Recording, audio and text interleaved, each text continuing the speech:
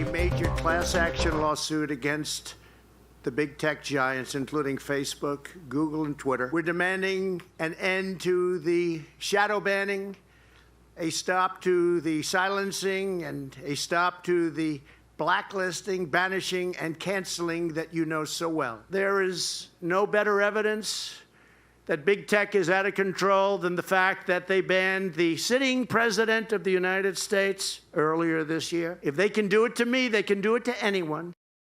That is former President Trump taking on big tech with a class action lawsuit, accusing the companies and their CEOs of censorship and silencing free speech. Here to react, biotech entrepreneur and author of the upcoming book, Woke Inc., Vivek Ramaswamy. Vivek, thanks so much for being here this morning. So the president announced this big class action lawsuit. He's been banned from social media. What will be the effect of this, do you think? So I think if this case is argued in the right way, it has the potential to go all the way to the Supreme Court and potentially be one of the defining cases of our time. Because the conventional wisdom says that these are private companies, and of course somebody couldn't bring a suit like this. But the heart of the legal claim here is that these private companies are not actually acting as private companies. They are acting on behalf of the federal government, and they are protected by the federal government in the form of Section 230C2 when they do it. So that's the heart of this argument, which is what makes this case different than when normal private companies behave as private companies. That's interesting, because they're protected, because they're involved with the government. That would be your argument? Exactly.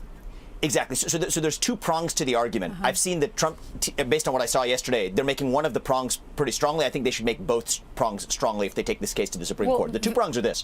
One is basically that I'd like to see them argue that they're responding to government threats, because congressional Democrats and senators have threatened these companies to say that if you don't take down hate speech or misinformation, as we, the party in power, define it, then we're going to come after you and we're going to penalize you. So when a private party responds to a government threat, they're not actually acting as a private party. It's just the government acting in the clothing of private enterprise.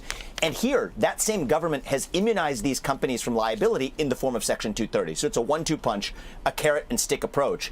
It's a novel legal argument, but these are also novel times, and we haven't seen in our history companies that act in concert with the government in the way that these social media companies do. Don't you think it was noteworthy, too? I mean, this was all done. They were looking for an opportunity to try to control their number one customer, and that was Donald Trump. And we know the power that he had.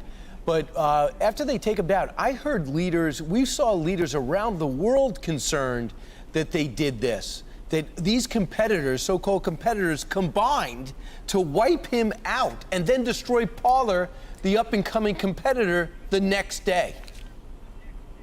You're totally right, Brian. And the thing is, not only leaders around the world, I actually want to give credit to somebody who's far on the other side of this issue politically, is Bernie Sanders. He came out and said that he was concerned, irrespective of what he thought of Donald Trump, that no company in the United States should have the opportunity to silence any president, including the 45th president. And here's an easy way to think about it. Imagine the facts were reversed, and you have now a Republican-controlled White House, Senate, and Congress, and the same thing had happened in reverse to the outgoing president of the Democratic Party.